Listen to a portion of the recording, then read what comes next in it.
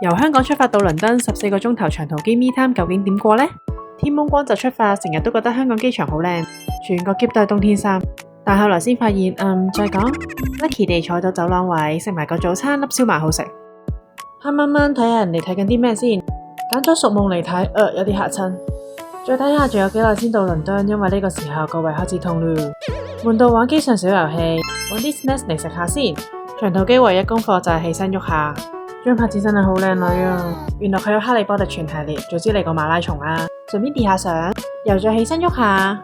食完個午餐冇咁胃痛，空姐超好啊，問我需唔需要胃藥。依家建議我唔好瞓，但我下一秒就瞓咗。一覺醒來，咦，仲有2分鐘就降落咯。我終於落地倫敦啦！嗰日真係有啲凍嘅。今次住喺朋友仔屋企，多謝佢嘅 Welcome Donut。放低行李之後，我哋就去到佢嘅愛店。個薯蓉超級好食，諗下應該落咗勁多牛油。英國時間9點鐘，仲係未日落，但我已經邊食邊想瞓。下條片再見，拜拜。